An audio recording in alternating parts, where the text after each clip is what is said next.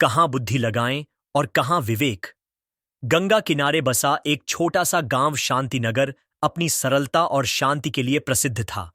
यहाँ के लोग अधिकतर किसान थे और अपनी मेहनत से जीवन यापन करते थे। इसी गांव में एक वृद्ध संत रहते थे जिनका नाम स्वामी अच्युतानंद था। वे गांव के लोगों को ज्ञान और सद्गुणों की शिक्षा दिया करते थे। गांव में दो मित्र थे, रघु और श्याम। दोनों बहुत होशियार थे, लेकिन उनका स्वभाव अलग था। रघु हमेशा तर्क और बुद्धि से काम लेता था, जबकि श्याम विवेक और धैर्य से। दोनों की सोचने की यह शैली कई बार उनकी जिंदगी को अलग अलग दिशाओं में ले जाती थी। एक दिन गांव में एक धनी व्यापारी आया। उसने घोषणा की कि वह गांव के किसी एक व्यक्ति को अपनी व्यापारिक कंपनी में नौकरी देना चाहता है, लेकिन इसके लिए उसे बुद्धिमान और समझदार व्यक्ति की आवश्यकता थी। रघु और श्याम दोनों ही इस अवसर को पाना चाहते थे। व्यापारी ने सभी को एक परीक्षा दी। परीक्षा में उसने गांव के सभी प्रतियोगियों को एक एक मिट्टी का घड़ा दिया और कहा, तुम्हें इस घड़े का उपयोग करके मुझे एक मूल्यवान वस्तु लाकर देनी होगी। रघु ने तुरंत सोचा, मुझे ऐसी चीज खोजनी चाहिए जो महंगी हो और व्यापारी को प्रभावित कर सके।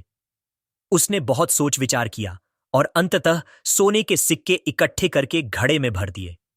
उसने सोचा कि व्यापारी इससे बहुत खुश होगा। वहीं श्याम ने थोड़ा धैर्य रखा और सोचा, सिर्फ मूल्यवान वस्तु देना ही परीक्षा का उद्देश्य नहीं है, बल्कि इसमें छुपा कोई गहरा अर्थ भी हो सकता है। उसने गांव के संत स्वामी अच्युतानंद के पास जाकर इस विषय पर चर्चा की। संत ने मुस्कुराते हुए कहा, बेटा, जो वस्तु जीवन में सबसे मूल्यवान होती है वही इस घड़े में होनी चाहिए। अब निर्णय तुम्हें स्वयं लेना है। श्याम ने गहरी सांस ली और सोचा, जीवन में सबसे मूल्यवान क्या है? थोड़ी देर विचार करने के बाद उसे उत्तर मिला। उसने घड़े को पानी से भर दिया और व्यापारी के पास ले गया।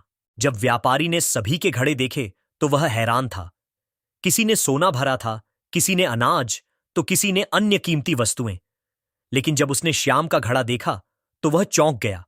उसने पूछा, तुम्हारे घड़े में सिर्फ पानी क्यों है? श्याम ने सिर झुकाकर उत्तर दिया, व्यापारी जी, इस दुनिया में सबसे मूल्यवान चीज पानी है।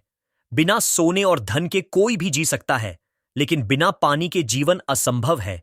यह केवल मूल्यवान ही नहीं, बल्कि जीवन का आधार भी है।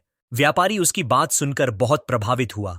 उसने घोषणा की, इस परीक्षा का विजेता श्याम है, क्योंकि उसने केवल बुद्धि का नहीं बल्कि विवेक का भी प्रयोग किया है। जीवन में केवल चतुराई से नहीं बल्कि समझदारी से काम लेना भी आवश्यक है। रघु यह देखकर बहुत निराश हुआ।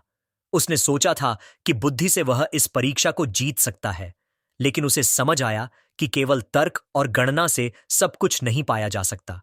कभी कभी जीवन में विवेक, धैर्य और गहरी सोच अधिक आवश्यक होती है। उसने संत के पास जाकर कहा, गुरुदेव, मैंने अपनी बुद्धि लगाई, फिर भी मैं हार गया। ऐसा क्यों हुआ? संत मुस्कुराए और बोले, बुद्धि केवल तर्क करने और परिणाम निकालने का माध्यम है, लेकिन विवेक सही और गलत का निर्णय करने की क्षमता है। बुद्धि से तुम अपने स्वार्थ की चीजें इकट्ठी कर सकते हो, लेकिन विवेक से तुम दुनिया का भला कर सकते हो। रघु को अपनी गलती का एहसास हुआ और उसने प्रण किया कि आगे से वह केवल अपनी चतुराई पर ही नहीं बल्कि विवेक पर भी भरोसा करेगा। इस कहानी से हमें यह सीख मिलती है कि हमें हर स्थिति में सोचना चाहिए कि कहाँ बुद्धि लगानी चाहिए और कहाँ विवेक। बुद्धि हमें ऊंचाइयों तक पहुंचा सकती है, लेकिन विवेक हमें उन ऊंचाइयों पर स्थिर रखता है। अंततः बुद्धि और विवेक का संतुलन ही सच्ची सफलता की कुंजी है।